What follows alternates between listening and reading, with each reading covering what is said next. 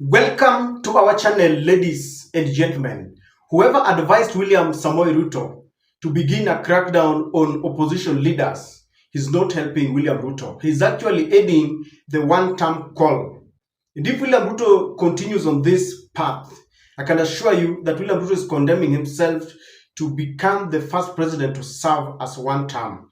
Yesterday, the former deputy president, Rigathi Gachagua, had warned because he had the intel that the government was planning to go and harass and apprehend George Natembea. And he said if they try, then they were going to meet the wrath of the people of Wamunyoro. So today the government made good the threat and they went for George Natembea, the Trans Nzoia governor. If ever William Ruto wanted to gauge the amount of support and love that George Natembea attracts from that county, then he's got the answer today, because the people of that county came up in their large numbers to stand in solidarity with the governor and to tell off William Ruto that no amount of intimidation is going to stop us from supporting George Natembea, and you're actually a one-term president. The police at some point was stranded as residents were vandalizing the EACC vehicles because they felt these are taxpayers' money that are being used to harass the very people who pay them. Ladies and gentlemen, let us watch a few of the scenes that are very shocking to behold. And William Ruto, after this, I know they are going to sit down with the NIS and the DCI, the security apparatus, to do a post-mortem. And I know they have their answer. Kindly subscribe to our channel if you're watching us for the first time, or if you're one of our regular viewers but you have not yet subscribed. When you do that, please click the notification bell, kindly like and share our videos. Have a look at some of these and tell me what you make out of them. Kushika watu. Ati wewe unataka kushika Rigathi Gachagua. Itawezekana? Itawezekana? Mnasema ajaribu? Hata saa hii tumepata habari. Ile governor wa Trans Nzoia anaitwa George Natembea ati wanataka kushika yeye. Mimi namwambia watu wangu hapa Murang'a, wakishika Natembea hata sisi tutafuka barabara tusimamisha hii Kenya. Tumekubaliana? Unajua huyu Kasongo ametuchukua ufala.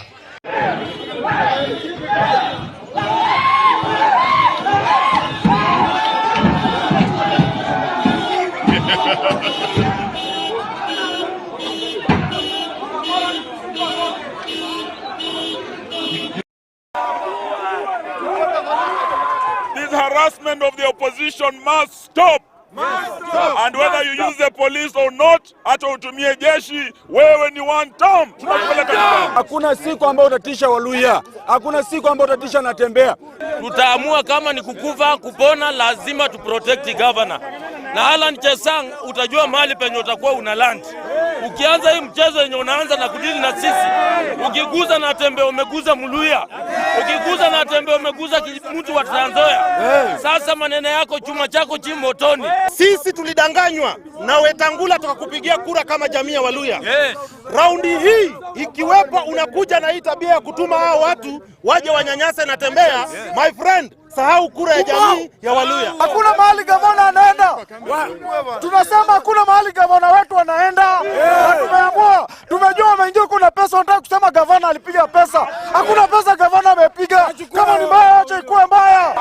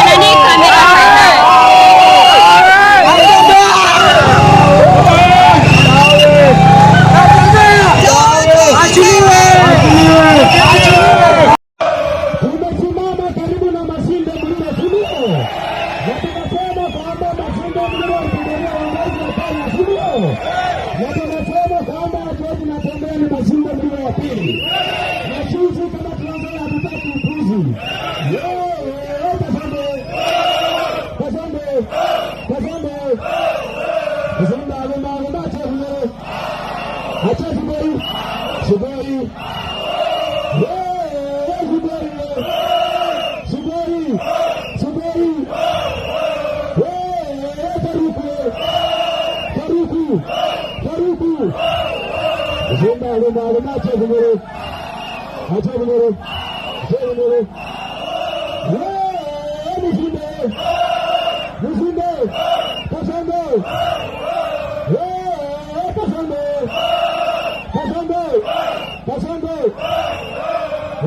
our client to the EACC headquarters, but unfortunately we are not allowed by the EACC officers to access our client. They say that they are brought in for statement recording, but is not allowed to access any legal facility by the EACC. When we ask them why we are not able to access the client, they are saying that the director in charge of investigation is yet to decide whether or not the client or the advocates will access their clients. So that's the current situation as we are here at the EACC. They have locked in our client. The client is inside here. But we're not able to access him or even to give him any legal counsel on all what the processes that are currently undertaking. Yeah, we'll keep on briefing you on the progress.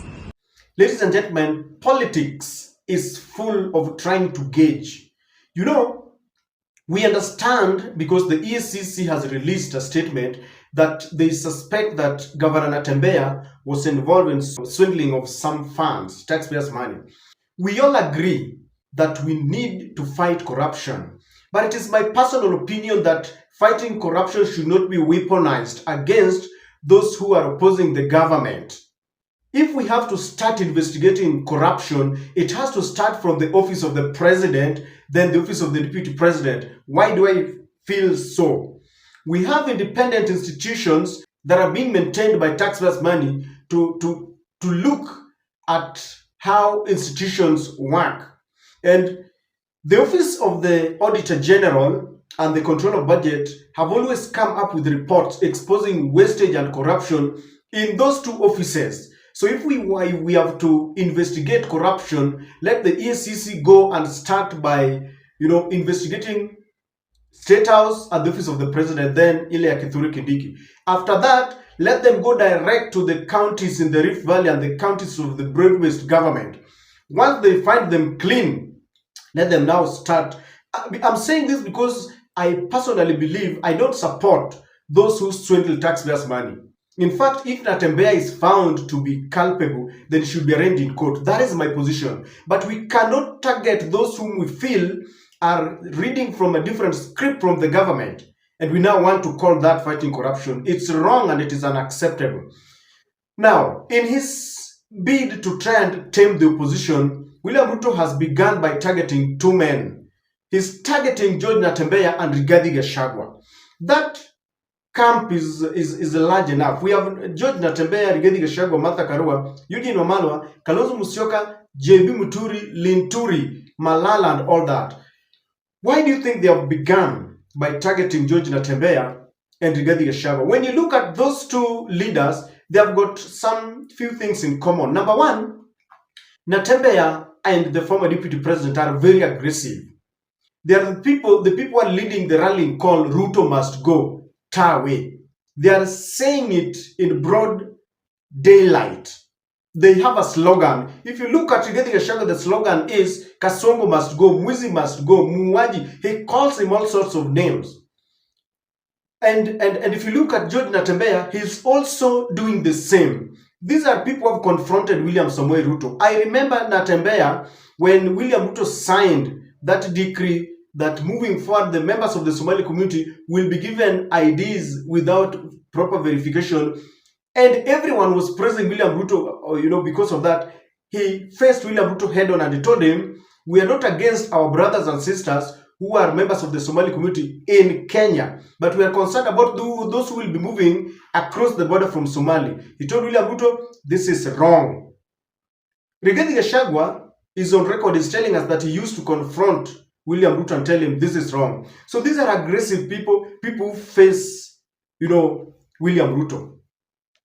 They're a little bit more aggressive than people like Kalonzo and Eugene. That's what they're being targeted. Number two, Rigathi Gachagua has taken over Mount Kenya with now his new party. Natembea with the DAP is also, galvanizing the support the other side, and is saying Mudavadi and Wetangula have been there for quite too long and there's nothing to show for it. The other third thing that you need to know is that George Natembea and Rigathi Gachagua have got their roots in the administrative system. Rigathi was once a DO, and George Natembea has been a county commissioner. They are men who have been in uniform. So it tells you that they are being targeted for a reason. And if the government is trying to understand how much Natembea is loved, they have the answer today. There is a possibility that William Ruto could be preparing for an impeachment. They could be trying to weigh at how much people will react if they call members of the county assembly and bribe them to impeach Governor Natembea. Now they cannot attempt that because the way people came out, they know they will be causing more havoc. And I've always said that as we approach the Finance Bill 2025, William Ruto cannot afford to fuel more tension in the country, because that is what led to Gen Z's protest and people were killed. He cannot, because the ICC is looking at us. US has ditched him and they are telling him, you are going into a country that does not respect human rights. The BBC expose has not been explained well, so it cannot. So if at all William Ruto was preparing to try an impeachment motion, it will backfire. It will not work out. They are trying to intimidate Natembea and maybe Rigathi to tone down on their calls for one term. Because let me tell you something. Campaigns are about slogans. And the slogan, Tawe and Ruto must go one term. They are really rocking State House. And I believe NIS is telling William Ruto, don't take this for granted. This is what will take you home. So they want them to coil their tails. Instead of coiling their tails, they are strengthening Natembea and Gachagua. Because from this, you'll see them saying, we're not going to be caught, because those people have got some courage in them. And the amount of support that they have gotten from the grassroots levels will only make them stronger. And I also understand that by targeting Natembea and Rigathi, they want to instill fear on the other leaders, people like Kalonzo and Eugene, whom they believe are not so strong. Because remember, just the other day, Rigathi Gachagua just unveiled his party. He didn't launch it. If you didn't know, that was unveiling. The launching part will come.